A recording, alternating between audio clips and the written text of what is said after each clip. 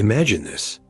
You're sitting across from someone who has taken everything from you: your time, your energy, your peace of mind, and yet, as they speak, you find yourself nodding in understanding.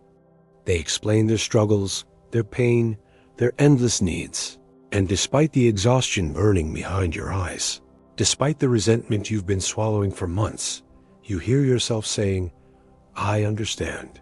It's okay. I'm here for you."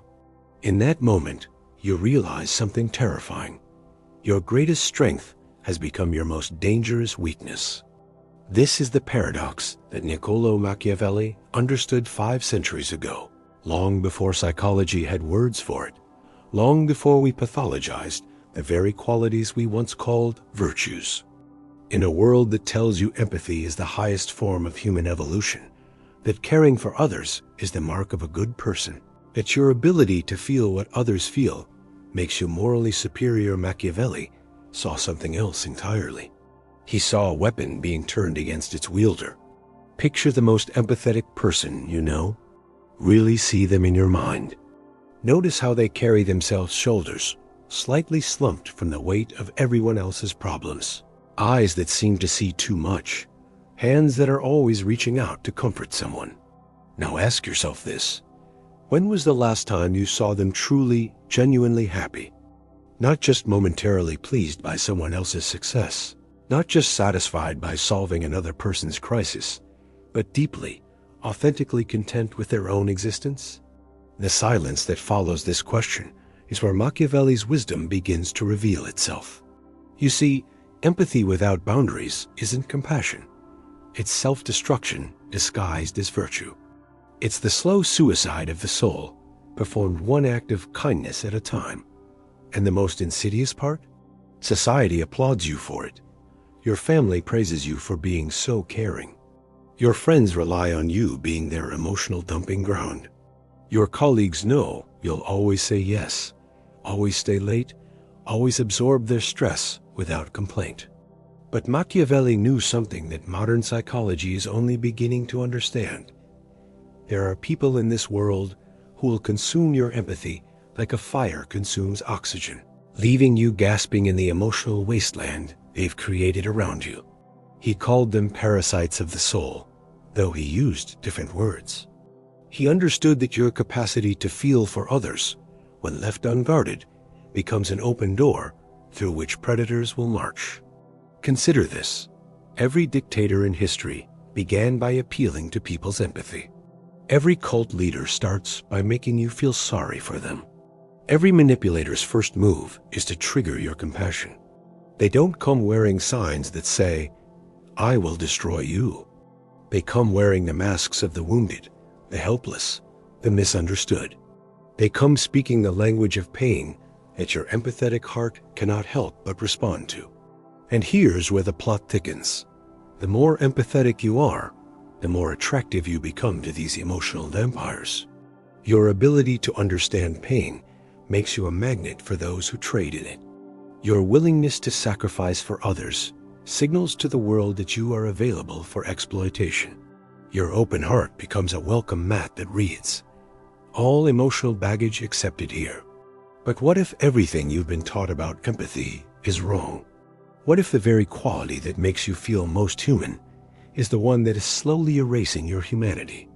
What if Machiavelli was right when he observed that those who give without limits inevitably find themselves with nothing left to give, not even to themselves? There's a reason why the most empathetic people often lead the most emotionally chaotic lives. There is a reason why those who care the most frequently find themselves surrounded by those who care the least. There's a reason why your kindness seems to attract cruelty, why your understanding draws in the misunderstood, why your strength becomes a beacon for the weak who have no intention of becoming strong themselves. The question that should haunt you isn't whether you re-empathetic enough, it's whether you re-foolish enough to believe that empathy without wisdom is a virtue rather than a vice. Because somewhere in the distance between caring for others and caring for yourself, you lost sight of a fundamental truth that Machiavelli understood with crystalline clarity. The person who cannot say no to others is saying no to themselves, one sacrifice at a time. To understand why empathy becomes a trap, you must first understand what Carl Jung called the shadow of compassion, the dark underbelly of our most cherished virtue that we refuse to acknowledge. Jung observed that every psychological strength carries within it the seed of its own destruction, and empathy is perhaps the most dangerous example of this principle. The problem begins in childhood, where most of us learn that love is conditional. You were praised when you shared, rewarded when you put others first, celebrated when you sacrificed your needs for someone else's comfort. Your parents, teachers, and society itself taught you that your worth was directly proportional to your usefulness to others. Without realizing it, you internalized a devastating equation. I matter only when I serve. Machiavelli understood this psychological conditioning centuries before Freud ever put pen to paper. He saw how the powerful exploit this learned helplessness, how they weaponize compassion against the compassionate. In The Prince, he wrote about the necessity of controlled cruelty, not because he was heartless, but because he understood that uncontrolled kindness invites exploitation. He knew that in a world where wolves dress as sheep, the shepherd who cannot distinguish between the two will lose his entire flock. Friedrich Nietzsche took this understanding even further. He saw Christian morality, with its emphasis on turning the other cheek, loving your enemies, and sacrificing for others, as a slave morality designed to keep the strong weak and the powerful submissive. Nietzsche argued that excessive empathy doesn't elevate humanity. It degrades it by rewarding weakness and punishing strength. When you constantly absorb others' pain without boundaries, you're not helping them transcend their suffering. You're enabling them to remain trapped in it. But the psychological roots run deeper still. Arthur Schopenhauer identified what he called the will to live, the driving force behind all human action. He observed that those who cannot assert their own will become vessels for others' wills. When you lack clear boundaries, you don't become selfless. You become a self that belongs to everyone else. Your empathy becomes a form of psychological colonization, where others occupy the territory of your mind and emotions. Consider the neurological reality of what happens when you empathize without limits. Mirror neurons fire in your brain, literally causing you to feel what others feel. But here's what science has discovered. Chronic activation of these neural pathways leads to empathic overload, a condition where you lose the ability to distinguish between your emotions and those of others. You become an emotional chameleon, constantly shifting to match the feelings of whoever is in front of you, until you forget what your authentic emotional state even feels like.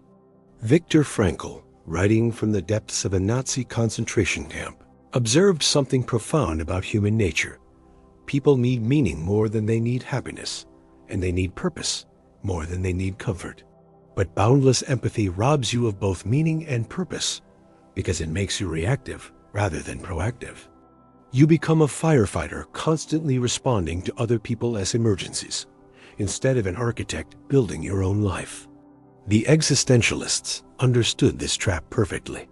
Jean-Paul Sartre argued that we are condemned to be free, meaning we cannot escape the responsibility of choosing who we become.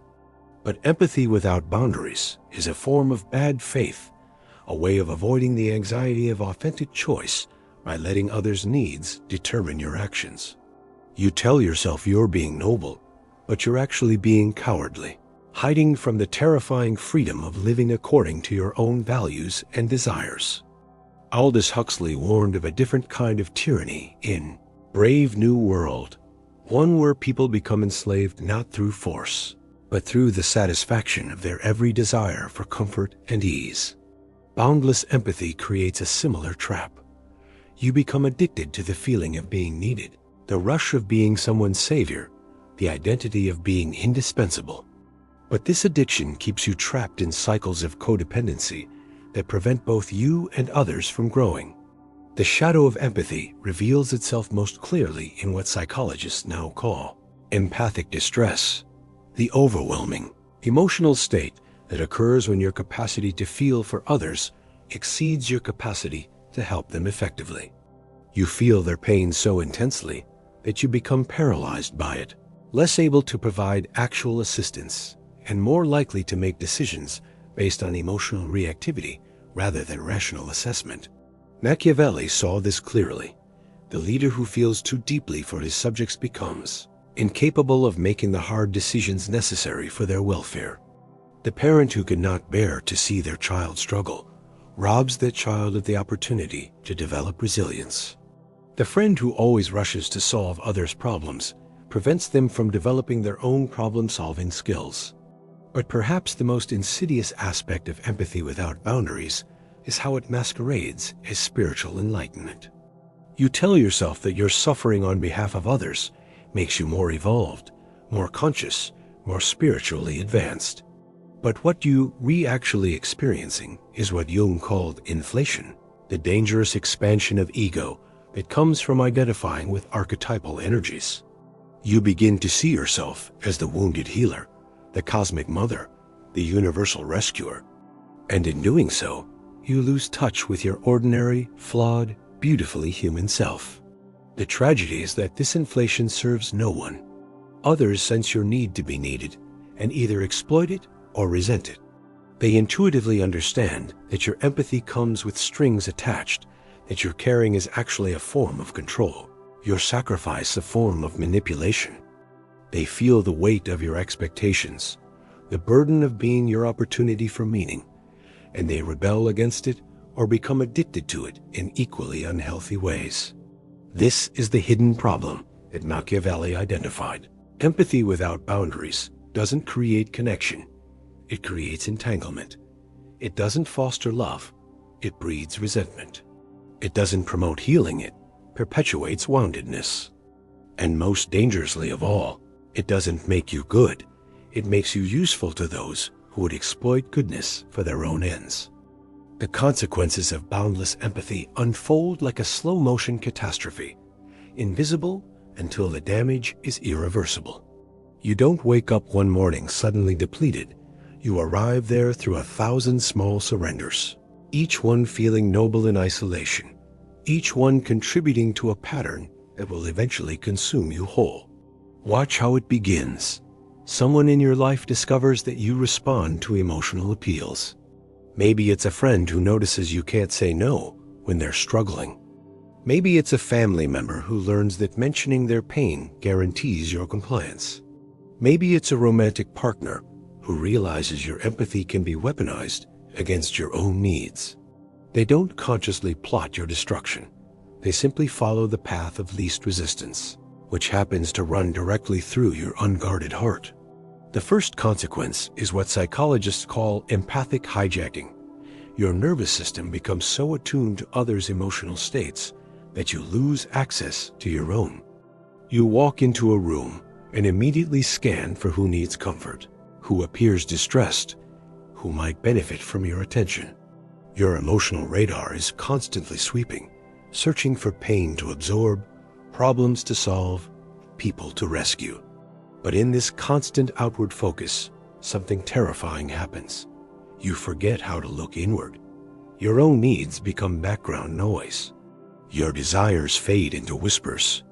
Your dreams get filed away under some day when everyone else is okay. But here's the cruel irony: everyone else is never okay. There will always be another crisis, another emergency, another person who really needs you right now. The empathetic person's calendar is never their own. It belongs to whoever can make the most compelling case for their suffering. This leads to what Machiavelli understood as the virtue trap. The more virtuous you appear, the more you attract those who lack virtue. Your reputation for kindness becomes a beacon for the unkind. Your willingness to forgive draws in those who have no intention of changing their behavior. Your capacity for understanding becomes a magnet for those who use being misunderstood as a manipulation tactic. Consider the cognitive biases that fuel this destructive cycle. The sunk cost fallacy makes you believe that because you've already invested so much emotional energy in someone, you must continue investing. The confirmation bias causes you to interpret every small gesture as proof that your sacrifice is working, that you're getting through to them. The hero complex convinces you that you're the only one who can save them, that without your intervention, they'll be lost forever. But perhaps the most insidious consequence is how boundless empathy rewires your brain for dependency, not their dependency on you, but your dependency on being needed. Neuroscience reveals that acts of caregiving trigger the release of oxytocin and dopamine, creating a biochemical reward system that can become addictive. You begin to crave the feeling of being essential, the rush of being someone's savior, the identity of being irreplaceable. Without realizing it, you become psychologically dependent on others' dysfunction because their healing would eliminate your purpose. This creates what therapists call trauma bonding, an unhealthy attachment formed through cycles of crisis and rescue. You mistake intensity for intimacy, chaos for connection, drama for depth. Your relationships become defined not by mutual growth and joy, but by patterns of breakdown and repair, abandonment and rescue, crisis and relief. You confuse being needed with being loved, and in doing so, you attract people who can offer the former, but are incapable of the latter. The social consequences extend far beyond individual relationships. In families, the boundlessly empathetic person becomes the identified patient, the one who absorbs all the dysfunction, carries all the emotional labor, and maintains the illusion that everything is fine. They become the shock absorber for the family system, which means the system never has to change or heal because the empathetic member is managing all the symptoms. In workplaces, they become the emotional janitors, cleaning up after colleagues' mistakes, staying late to cover for others' incompetence, absorbing criticism that should be directed elsewhere. Their competence and reliability become weapons used against them, as management learns they can be counted on to sacrifice their own well-being for the team's success. They become indispensable in the most destructive way possible, not because they're particularly skilled, but because they're willing to accept unacceptable treatment. The cultural implications are equally devastating. A society that celebrates boundless empathy is a society that rewards victimhood and punishes strength. It creates perverse incentives where displaying pain becomes more valuable than developing resilience, where claiming to be hurt carries more weight than taking responsibility for healing. It produces what psychologists call victim Olympics competitive, suffering where people vie for who has endured the most trauma, who deserves the most sympathy, who has the most compelling claim on others' empathy. This cultural shift has created what Machiavelli would recognize as a dangerous inversion of power dynamics. Those who should be helping themselves learn to weaponize their helplessness. Those who should be growing stronger learn to profit from their weakness. Those who should be taking responsibility learn to make their irresponsibility everyone else's problem. And the empathetic members of society become unwitting enablers of this dysfunction, their kindness feeding a system that rewards manipulation and punishes authenticity. The most tragic consequence is how this pattern destroys the very thing empathy is meant to create: genuine connection. When your empathy has no boundaries, others never learn to regulate their own emotions. They never develop resilience because you're always there to absorb their pain. They never discover their own strength because you're always providing yours. They never learn self-sufficiency because your availability makes it unnecessary. You become like a parent who never lets their child fall, never lets them struggle, never allows them to experience the natural consequences of their choices. Your empathy becomes a form of emotional helicopter parenting that stunts everyone's growth, including your own. You rob others of the opportunity to develop their own coping skills, their own problem-solving abilities, their own emotional intelligence. Meanwhile, you're developing what psychologists call empathy fatigue, a state of emotional, physical, and mental exhaustion caused by caring for others in distress. Your nervous system remains in a constant state of activation, always ready to respond to the next crisis. You lose the ability to relax, to be present with joy, to experience the simple pleasure of a moment without scanning for who might need your help. The final consequence is perhaps the most heartbreaking. You become a stranger to yourself. After years of living in response to others' needs, you discover you don't know what you actually want, what you genuinely enjoy, what brings you authentic satisfaction. You've become so skilled at reading others that you've lost the ability to read yourself. You can sense everyone else's emotions with startling accuracy, but your own inner landscape has become foreign territory. This is the ultimate price of empathy without boundaries. You save everyone except yourself. Understand everyone except yourself. Love everyone except yourself. And in the end, you find yourself surrounded by people whose problems you've managed, but whose growth you've prevented, whose pain you've absorbed, but whose healing you've delayed, whose lives you've improved while your own has slowly disappeared. The path to freedom begins with a single revolutionary act, the decision to betray your own conditioning. Everything you've been taught about empathy, everything society has praised you for, everything that has defined your identity as a good person, you must be willing to question it all. This is not about becoming heartless. This is about becoming strategically compassionate, consciously selective, deliberately boundaried. Machiavelli understood that true power comes not from the ability to help everyone, but from the wisdom to know whom to help, when to help, and most importantly, when not to help. He saw that the leader who tries to save everyone ends up saving no one, while the leader who chooses his battles carefully can actually create lasting change. This principle applies to your personal life with devastating effectiveness. The first rebellion is learning to distinguish between empathy and enabling.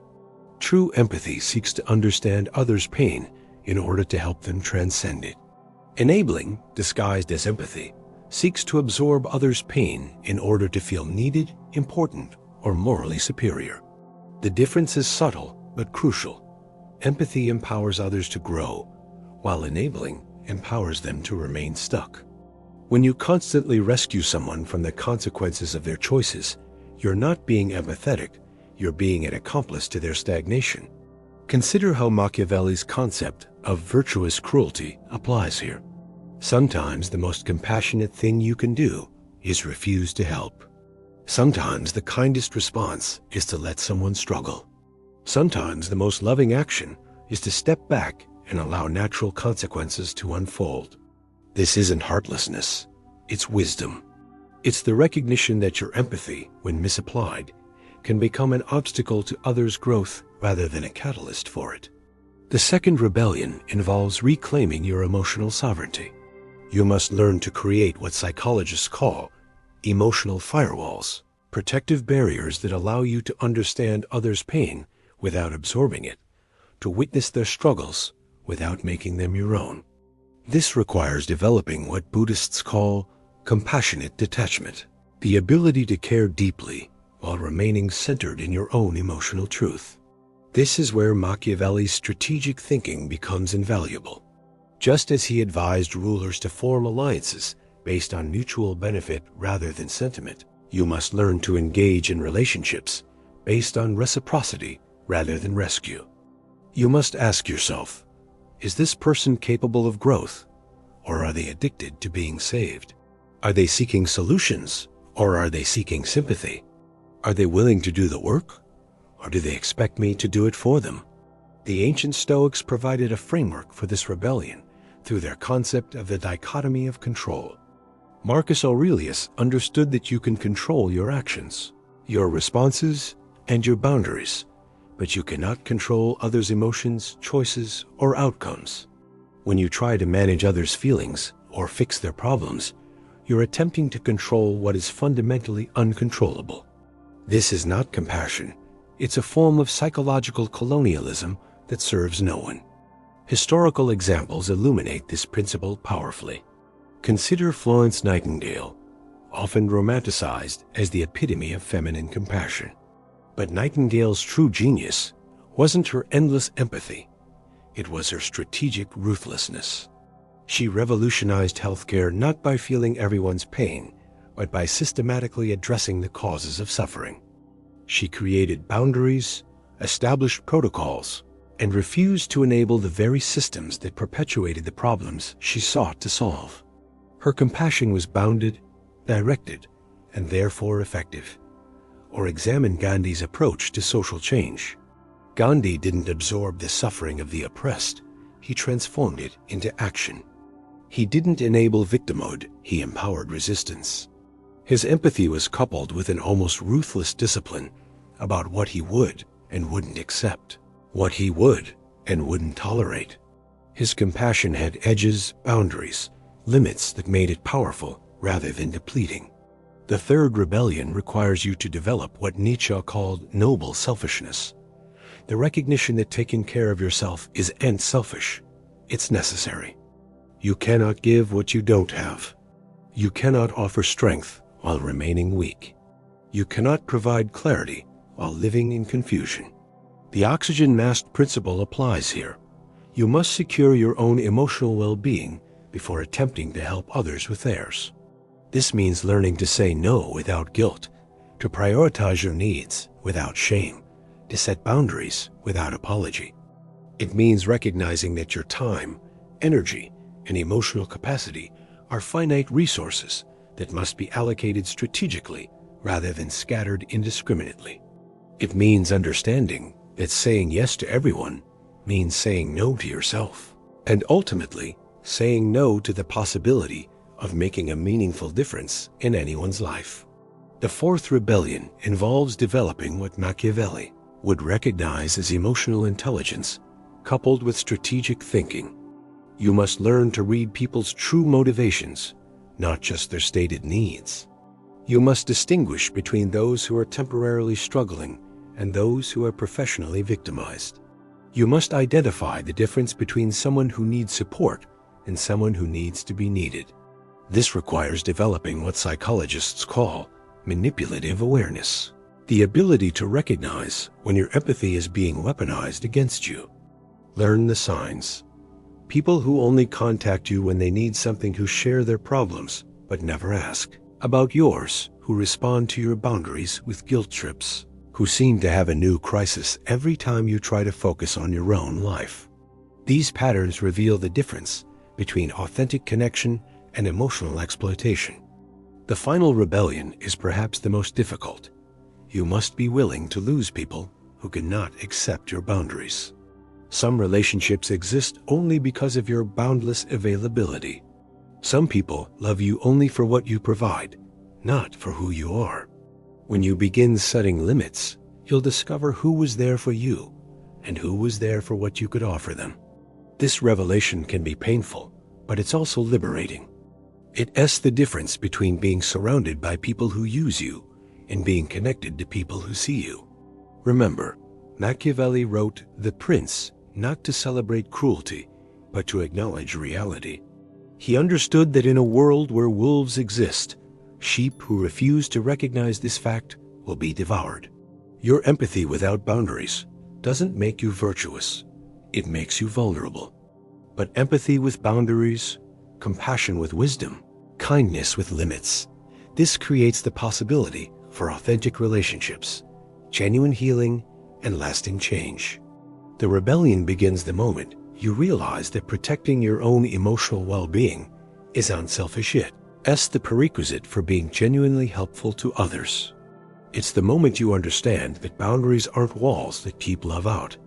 They're fences that keep love safe. Here is the truth that will shatter everything you thought you knew about compassion.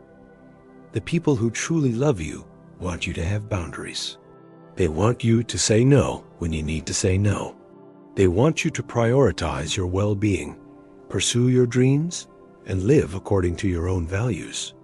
Anyone who demands your boundless empathy, who guilts you for having limits, who makes your boundaries about their rejection, they don't love you.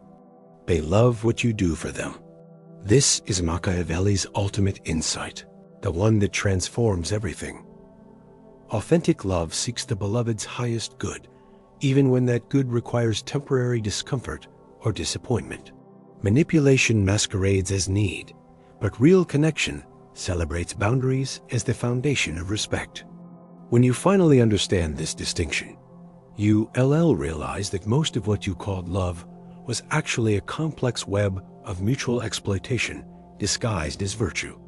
The most profound truth about empathy is that it becomes sacred only when it is chosen rather than compelled, conscious rather than compulsive, strategic rather than scattershot.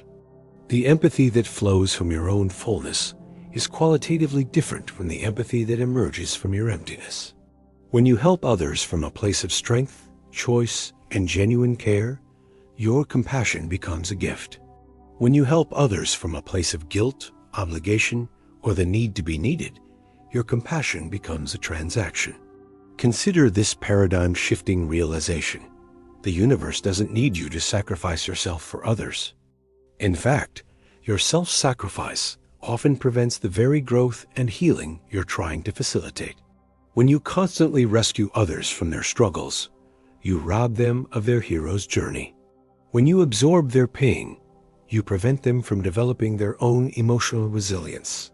When you solve their problems, you deny them the satisfaction and confidence that comes from solving their own problems. This is what Machiavelli understood about power. True power empowers others, while false power creates dependency. A leader who makes his people dependent on him for every decision weakens his kingdom. A parent who prevents their child from ever struggling raises a weak adult. A friend who never allows others to reciprocate creates relationships based on inequality rather than mutuality. Your boundless empathy, however well-intentioned, often functions as a subtle form of control that keeps others small while making you feel important. The ultimate truth is that your empathy without boundaries doesn't serve love, it serves your ego. It feeds your identity as the rescuer, the caretaker, the indispensable one. It satisfies your need to feel needed, your desire to be seen as good, your fear of being ordinary. But this is not love. This is narcissism wearing the mask of compassion. True love sometimes requires you to step back, to trust others' capacity for growth, to honor their right to struggle and learn and become strong. Here is the paradox that will revolutionize your relationships. The less available you become for others' dysfunction, the more available you become for their authentic selves. When you stop enabling their weakness, you create space for their strength to emerge. When you stop absorbing their pain, you force them to develop their own emotional processing skills. When you stop solving their problems, you communicate your belief in their capability to solve their own problems. This shift creates what psychologists call secure attachment, relationships based on mutual respect, reciprocity, and the assumption that both people are capable, worthy, and whole. It replaces the anxious attachment of codependency with the calm confidence of interdependence. It transforms relationships from emergency rooms into gardens, from crisis management into collaborative growth. But perhaps the most liberating truth is this: you are not responsible for managing other people's emotions. You are not required to make others happy at the expense of your own well-being. You are not obligated to set yourself on fire to keep others warm. The people who truly belong in your life will understand this.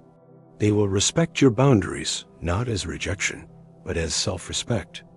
They will celebrate your growth not as abandonment, but as inspiration. The final revelation that Machiavelli would recognize is that strategic compassion, empathy with boundaries, kindness with limits, love with conditions, is not a lesser form of caring. It is a higher form. It requires more wisdom, more courage, more genuine concern for others' long-term welfare than boundless empathy ever could. It asks you to care enough about others to refuse to enable their dysfunction. It demands that you love them enough to let them struggle, grow, and become strong. When you finally integrate this truth, something magical happens. Your relationships transform from transactions into connections, from obligations into choices, from drains on your energy into sources of mutual nourishment. You discover that having boundaries doesn't make you less loving. It makes your love more precious because it is freely given rather than compulsively extracted. You realize that saying no to what doesn't serve, you create space to say yes to what does. You understand that protecting your own well-being isn't selfish. It's the foundation for genuine service to others. You see that your authentic self, complete with limits and boundaries and conditions, is infinitely more valuable than your sacrificial self, endlessly available and perpetually depleted. This is the truth that sets you free. You were never meant to save everyone. You were meant to save yourself, and in doing so, model for others what salvation looks like. You were never supposed to absorb everyone's pain. You were supposed to transform your own pain into wisdom, and offer that wisdom to those ready to receive it. You were never required to love without limits. You are called to love with such precision, such intentionality, such strategic compassion, that your love becomes a force for genuine transformation rather than comfortable stagnation. In the end, Machiavelli's gift to you is not cynicism, it's clarity. The clarity to see that true compassion requires discernment, that authentic love demands boundaries, and that the highest form of empathy is the kind that empowers others to develop their own capacity for empathy. This is not the death of your caring heart. It is its rebirth as something infinitely more powerful. A heart that cares strategically, loves consciously, and serves from a place of strength rather than depletion. The moment you embrace this truth, you stop being a victim of your own virtue and become the conscious architect of your own compassion. And that, perhaps, is the most empathetic thing you could ever do for yourself and for everyone whose life you touch.